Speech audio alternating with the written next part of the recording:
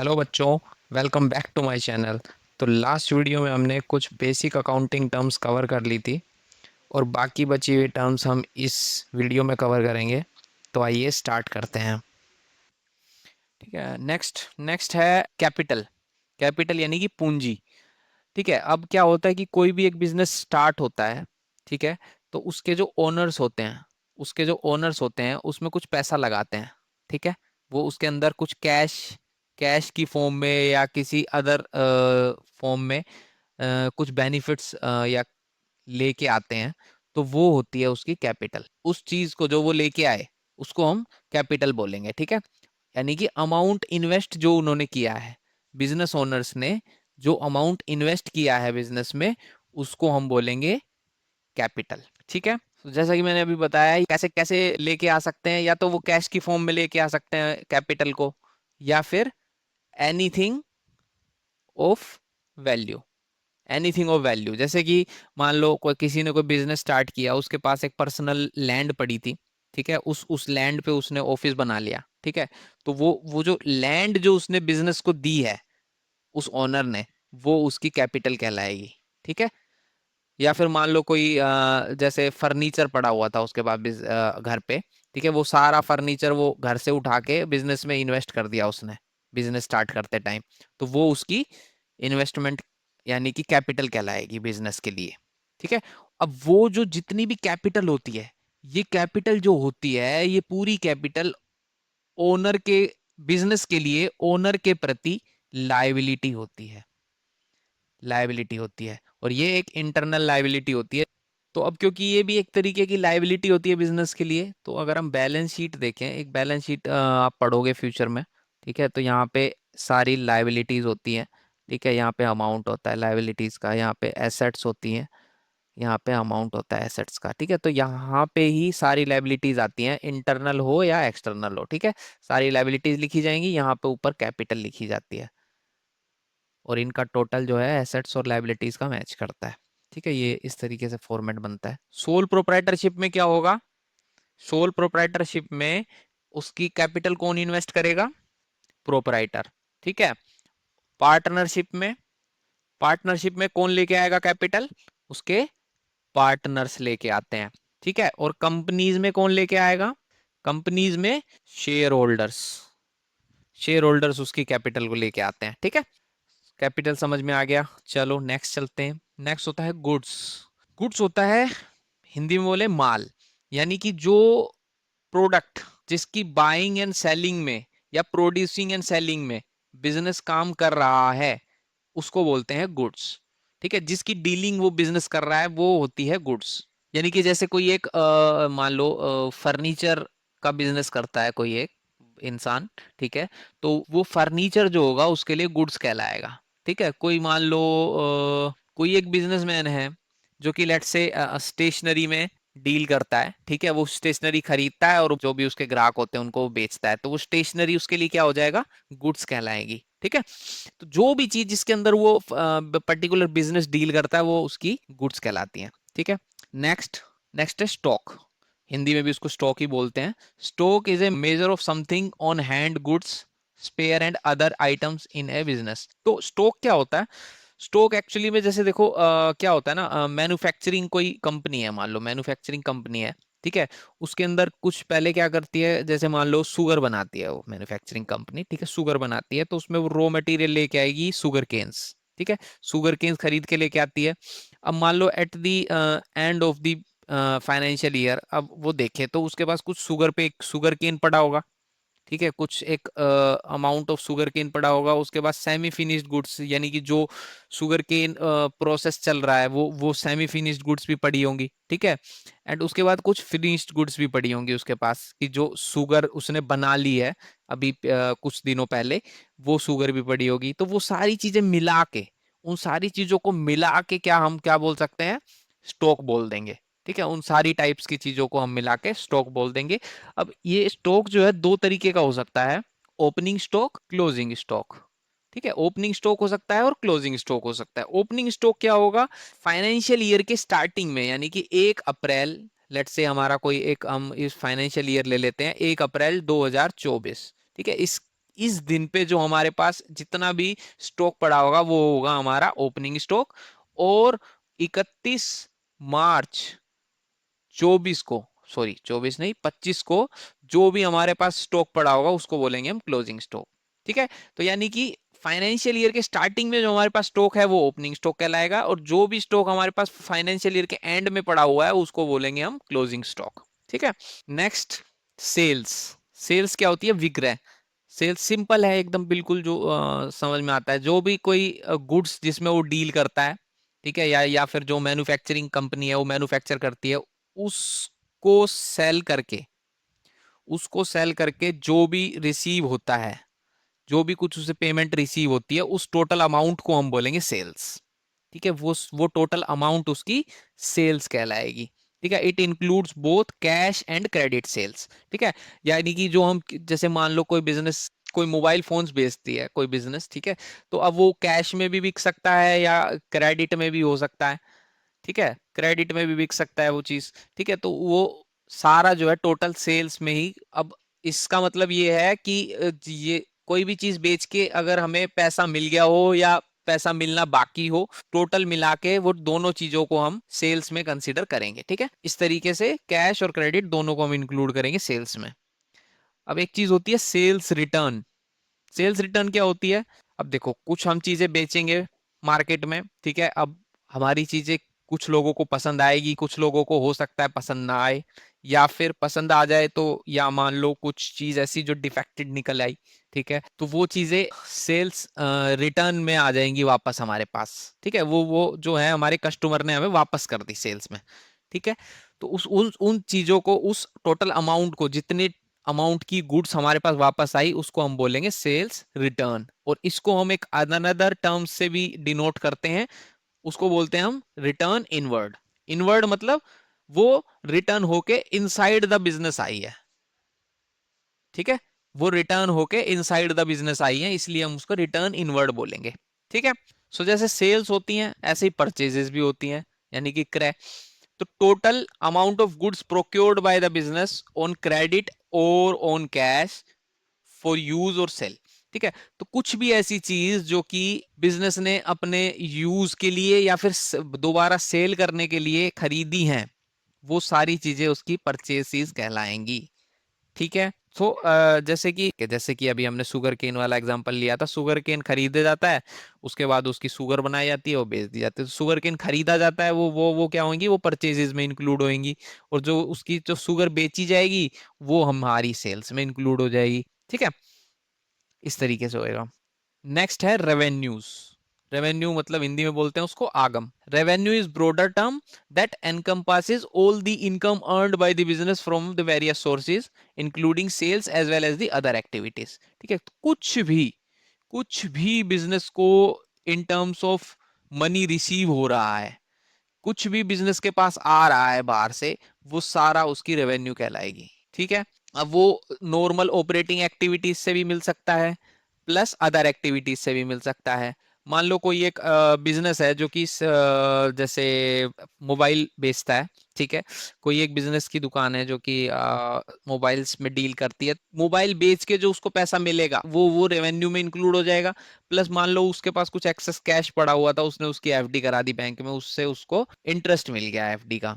ठीक है, तो वो जो इंटरेस्ट मिला वो भी तुम्हारा रेवेन्यू में इंक्लूड हो जाएगा। ठीक है, रेवेन्यू में मतलब जो भी कुछ भी इकोनॉमिक बेनिफिट उसको रिसीव हो रहा है, तो वो सारा रिसिप्ट, वो सब कुछ उसका रेवेन्यूज में आ जाएगा इंक्लूड होके। ठीक है, तो उसको रेवेन्यू बोलते हैं। कमीशन रिसीव्ड हो गई, जैसे मान लो कुछ हमने उसको सर्विस दे दी किसी को, तो उसके बदले में कमीशन रिसीव हुई है, तो वो भी रेवेन्यू में आ जाएगी। डिविडेंड इनकम हो गई, मान लो किसी शेयर्स में इन्वेस्ट किया हुआ था, उसके लिए उसने शेयर्स पे डिविडेंड मिल गया उसको, तो वो भी रेवेन्यू में आ जाएगी। ठीक है, नेक्स्ट होते हैं एक्सपेंसेस। एक्सपेंसेस होते हैं व्यय। व्यय मतलब खर्चे, सिंपल। ठीक है, एक्सपेंसेस क्या होती है? Cost incurred by the business in an efforts to generate the revenue. Revenue generate करने के लिए जो भी खर्चे बिजनेस करता है उसको बोलते हैं हम एक्सपेंसेस। ठीक है, तो ये काफी आसान सा टर्म है। ठीक है, जैसे कि रेंट पे कर दिया, यूटिलिटीज जो मतलब बिजली पानी का बिल दे दिया, ठीक है, और सैलरीज दे दी अपने एम्प्लॉयज को, वेजीज हो गई जो दिहाड़ी देते हैं मैन्युफैक्चरिंग फर्म्स में, उसके बाद डेप्रिसिएशन जो हो गया, हमारी फिक्स्ड एसेट्स होती है उन पे डेप्रिसिएशन लगता है, यानी कि कुछ जो जैसे मान लो मशीनरी होती है, मशीन यूज होते होते उस पे कुछ घिसावट आ जाती है, मतलब उसकी वैल्यू कम हो जाती है। बिल्डिंग होती है, जैसे वो बिल्डिंग टूट जाती है थोड़ी थोड़ी टाइम के साथ, तो उसके उसमें डेप्रिसिएशन होता है, ठीक है। तो वो जो वैल्यू में गिरावट आती है वो उसको डेप्रिसिएशन बोलते हैं, ठीक है। तो ये सारी चीजें ये क्या हो गई, एक तरीके से बिजनेस के लिए खर्चा हो गई, ठीक है। तो इनको हम एक्सपेंसेस बोलते हैं, ठीक है। अब आता है एक्सपेंडिचर। एक्सपेंडिचर्स क्या होते हैं, ये कह सकते हैं कि एक्सपेंसेस का बड़ा भाई है, ठीक है। एक्सपेंसेस का बड़ा भाई कैसे, कि ये होता है, तो ये होता है एक्सपेंडिचर जो होता है वो एक्सपेंसेस प्लस अदर स्पेंडिंग, ठीक है। तो ऐसा कोई भी आउटफ्लो ऑफ फंड्स, ऐसा कोई भी outflow of funds that is incurred by the business to generate revenue and maintaining its operations, ठीक है। तो जो मेन कोर्स ऑफ बिजनेस जो है उसका, जैसे मान लो कोई बिजनेस एंटिटी जो है कंप्यूटर्स में डील करती है, ठीक है। तो कंप्यूटर्स बेच बाच के जो भी उसे खर्चा होएगा वो सारा इंक्लूड करना है, मेंटेनिंग इट्स ऑपरेशंस, ठीक है। वो वाला ऑपरेशंस हो गए उसके, और जनरेटिंग रेवेन्यू, कुछ भी और भी कुछ रेवेन्यू जनरेट करने के लिए उसने कोई और खर्चा कर दिया, जैसे कि एडवर्टीजमेंट एक्सपेंडिचर कर दिया, तो वो सब सारी चीजें मिला के जुला के, मतलब जो भी कुछ बाहर जाएगा बिजनेस से, कुछ भी बाहर जाएगा वो एक्सपेंडिचर के इंक्लूड होएगा, ठीक है। बिजनेस से बाहर कुछ भी, कोई भी फंड जा रहा है वो सारा एक्सपेंडिचर में इंक्लूड होएगा, ठीक है। तो एक्सपेंडिचर दो तरीके के हो सकते हैं, कैपिटल एक्सपेंडिचर और रेवेन्यू एक्सपेंडिचर, ठीक है। तो ये क्या होते हैं, कोई भी spending on asset that is expected to provide benefit to the business over multiple accounting periods और बियॉन्ड द करंट पीरियड, ठीक है। जो कोई ऐसा एक्सपेंडिचर, कोई ऐसा खर्चा जो कि बिजनेस को more than one financial year benefit देगा, जैसे कि एडवर्टीजमेंट एक्सपेंडिचर। एडवर्टीजमेंट एक्सपेंडिचर ऐसा एक्सपेंस होता है जो कि फ्यूचर में, जैसे इस साल हमने खर्च कर दिया, लेकिन उसके बेनिफिट्स जो है हमें आने वाले कई सालों तक मिलते रहेंगे उस एडवर्टीजमेंट के, ठीक है। तो उसको हम बोलेंगे कैपिटल एक्सपेंडिचर। ऐसे ही होता है कि रेवेन्यू एक्सपेंडिचर, वो होते हैं डे टू डे ऑपरेशन से रिलेटेड होते हैं। डे टू डे एक्सपेंसेस जो होते हैं वो एक तरीके से रेवेन्यू एक्सपेंडिचर का पार्ट होते हैं, जैसे कि maintaining the ongoing operations of the business and generate revenue in the current period, जो करंट फाइनेंशियल ईयर है उसी में उसके बेनिफिट्स रिसीव होते हैं, ठीक है। जैसे कि पेमेंट ऑफ गुड्स, ठीक है, and expenses incurred on normal course of business, वो सारे हमारे रेवेन्यू एक्सपेंडिचर में आ जाएंगे। तो हम उसका डिफरेंस पढ़े तो expenses are typically associated with the consumption of the asset and incurring of liabilities to support the ongoing business operations, ठीक है। और एक्सपेंडिचर होता है ब्रोडर रेंज ऑफ ट्रांजेक्शन्स होती है, ठीक है, include both expenses and other type of spending such as investment on assets, ठीक है। कोई ऐसी, जैसे मान लो हमने एक बहुत बड़ी बिल्डिंग खरीद ली, ठीक है। अब उस बिल्डिंग को 20 साल 25 साल तक बिजनेस यूज करने वाला है, ठीक है। तो उसका बेनिफिट हमें बिजनेस को 20-25 साल तक मिलता रहेगा, तो ठीक है। तो उस तरीके की जो एक्सपेंडिचर होता है वो एक्सपेंडिचर में काउंट होता है, वो उसको हम एक्सपेंस नहीं बोलेंगे, वो एक्सपेंडिचर कहलाएगा, ठीक है। तो expenditure is equal to expenses plus other spending, सब कुछ इंक्लूड हो गया, कुछ भी आउटसाइड द बिजनेस जा रहा है वो सब एक्सपेंडिचर के इंक्लूड हो जाएगा, ठीक है। नेक्स्ट चलते हैं, प्रॉफिट। तो प्रॉफिट क्या होता है, profit means excess of revenue over expenses earned by the business during a specific period, ठीक है। तो प्रॉफिट क्या होता है, revenue minus expenses, so revenue minus expenditure is equal to profit, simple, ठीक है। Profit is the fundamental measure of company's financial performance and indicates its ability to generate earning from its operations. तो ये fundamental major होता है profit, क्योंकि कोई भी business जो रन हो रहा है वो प्रॉफिट के लिए रन हो रहा है, राइट। वो प्रॉफिट कमाना चाह रहा है। अब प्रॉफिट क्या होता है कि इसीलिए ये मेन इंडिकेटर होता है फाइनेंशियल पोजीशन का और इट्स अर्निंग कैपेसिटी का, ठीक है। कि वो उसको अब फ्यूचर में रन होना चाहिए उस बिजनेस को या नहीं होना चाहिए, उसको मेन इंडिकेटर प्रॉफिट कहलाता है, ठीक है। रेवेन्यू टोटल जितना भी रिसीव हुआ और उसमें से जितने भी एक्सपेंसेस खर्च हुए वो सब कुछ माइनस करके जो बचेगा वो हमारा प्रॉफिट कहलाएगा, ठीक है। गेन, अब गेन क्या होता है, सो गेन जो होता है वो इंडिविजुअल ट्रांजैक्शंस पे मेजर किया जाता है, ठीक है। जैसे कि सेल ऑफ एसेट्स, ठीक है, सेल ऑफ एसेट्स। तो इसमें क्या होता है कि जैसे मान लो कोई एक एसेट हमने खरीदी थी, एसेट हमने 20 लाख रुपए की खरीदी थी, और अब जब हम उसे सेल करने गए तो वो हमारे पास 25 लाख रुपए की बिक गई। ठीक है, तो इसमें जो डिफरेंस आया वो 5 लाख का, वो हमारा गेन हो गया। ठीक है, तो इसमें कुछ नॉर्मल कोर्स ऑफ बिजनेस नहीं था। एसेट, वो एसेट जो थी कोई, जैसे मान लो बिल्डिंग थी 20 लाख रुपए की। ठीक है, तो इस तरीके का फायदा जो कि अदर देन बिजनेस ट्रांजैक्शन है और इरेगुलर नेचर का है। ठीक है, तो ऐसी कोई बिजनेस एंटिटी है जो कि मान लो स्टेशनरी में डील करती है। ठीक है, और वो कोई अपनी बिल्डिंग है, बिल्डिंग को बेच देती है 5 लाख के मुनाफे के साथ, तो वो जो 5 लाख होगा वो उसका गेन होगा। ठीक है, so gain is the profit from the transaction which is not the operating business activity. मतलब ऑपरेटिंग बिजनेस एक्टिविटी के अलावा जो कुछ ऐसा हमें मुनाफा हो गया उसको हम बोलेंगे गेन। अब लॉस क्या होता है? लॉस हानि, यानी कि प्रॉफिट का ऑपोजिट। ठीक है, अब मान लो उसके एक्सपेंसेस ज्यादा हो गए, खर्चे ज्यादा हो गए, लेकिन रेवेन्यू जो हुई, उसको रिसीव जो हुआ अमाउंट वो कम हुआ, उल्टा हो गया काम। ठीक है, तो वो हो जाएगा लॉस। सिंपल, प्रॉफिट का ऑपोजिट लॉस हो गया। Loss arises out of operating activities, loss of goods by fire, loss on sale of building. ठीक है, तो ये एग्जांपल्स हैं लॉस के। ठीक है, पॉजिटिव जो चीज होती है उसके लिए दो हमारे पास कैटेगरीज हैं, profit and gain. But loss के लिए हम सिर्फ लॉस का यूज करते हैं। तो कैसा भी हो, वो जो टोटल एक्सपेंसेस में से टोटल रेवेन्यू अगर घटा देंगे तो वो हो जाएगा टोटल लॉस। ठीक है, तो लॉस कहलाएगा वो। ठीक है, नेक्स्ट टर्म इज डिस्काउंट। तो डिस्काउंट क्या होता है? बट्टा, बट्टा बोलते हैं हिंदी में इसको।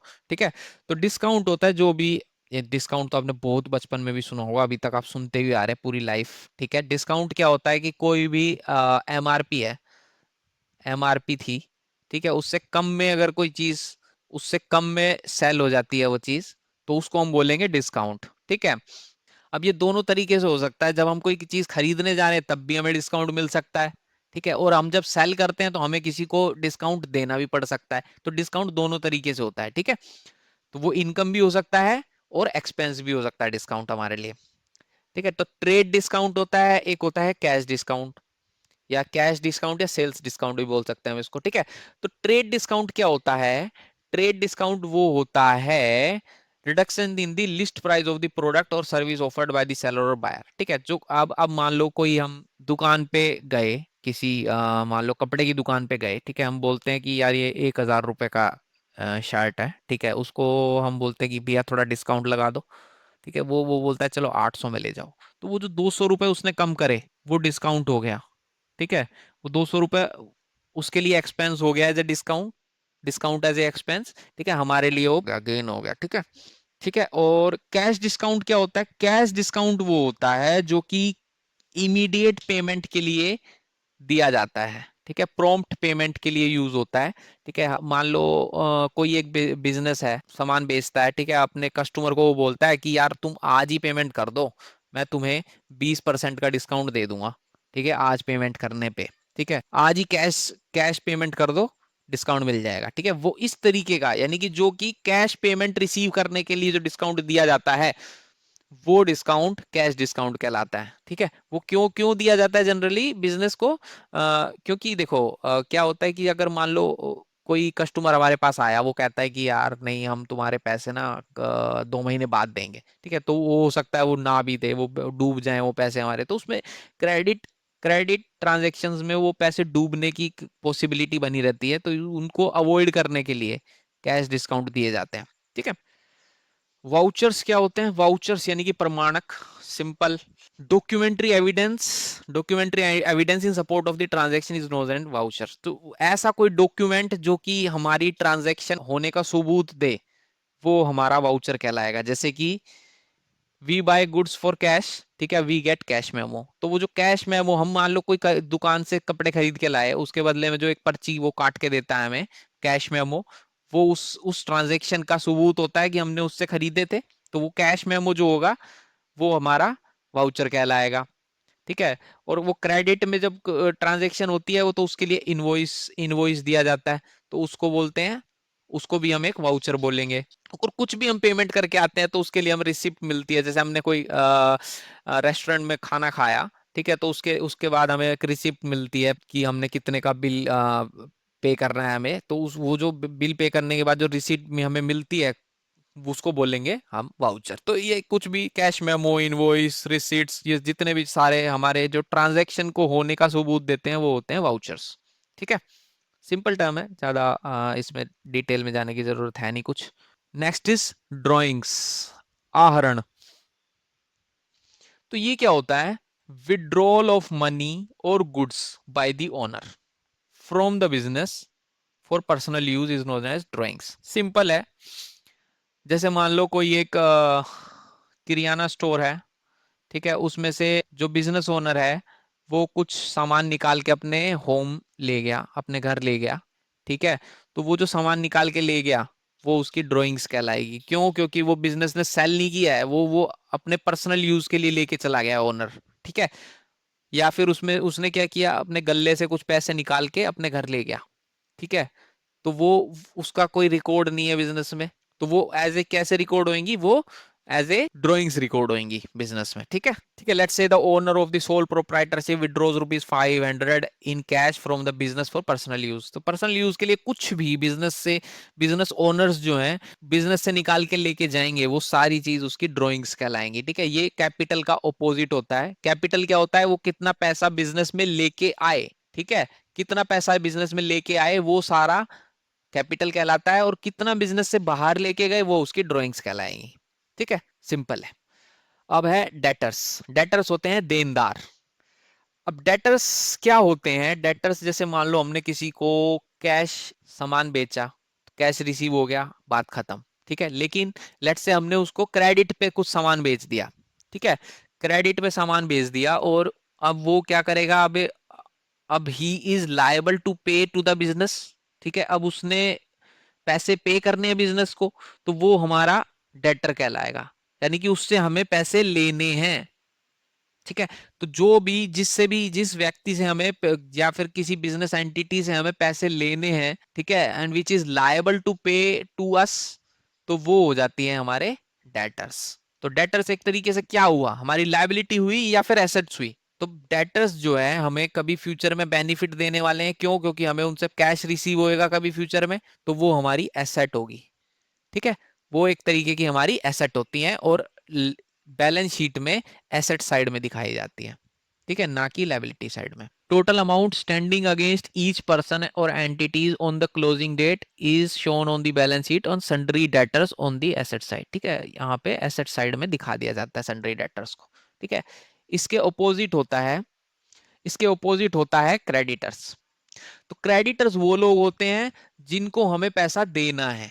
ठीक है, यानी कि जो हमारे लेनदार हैं। तो हमने जैसे मान लो किसी से कुछ परचेस किया, ठीक है, हमने कुछ सामान परचेस किया, लेकिन हमने उसको पैसा नहीं दिया उसी टाइम पे। हमने क्या किया? हमने बोल दिया उसको कि हम तुम्हारा पैसा 2 महीने बाद देंगे। ठीक है, 2 महीने बाद देंगे, तो तब तक के लिए, उस 2 महीने के पीरियड तक वो हमारे क्रेडिटर्स कहलाएंगे, कि वो हमें हमें उनको पैसा देना है। ये हमारी एक तरीके से लायबिलिटी हो गई। ठीक है, ये बैलेंस शीट में sundry creditors on the liability side आएंगे। ठीक है, यहाँ पे एसेट होती है और यहाँ पे लायबिलिटीज होती हैं। ठीक है, तो लायबिलिटीज में हमारे सन्ड्री क्रेडिटर्स आते हैं। ठीक है, ये हमारी एक तरीके से लेनदार होते हैं जो हमें उनको किसी एक्सटर्नल पार्टीज को देने हैं। ठीक है, इसी के साथ सारी मेन मेन टर्म्स इस चैप्टर की हमने कवर कर ली हैं। ठीक है, इसके अलावा अगर आपको कुछ ऐसा लगता है कि किसी भी टॉपिक में या किसी भी ऐसी कोई नई टर्म जो कि आपको कंफ्यूज कर रही है, वो आप मुझे कमेंट करके जरूर बताएं। मैं उसको, हम इसकी कोई और नई वीडियो बना देंगे। ठीक है, तो आई होप आपको ये चैप्टर करने में मजा आया होगा। तो मिलते हैं नए चैप्टर के साथ। तब तक के लिए गुड बाय, हैप्पी लर्निंग।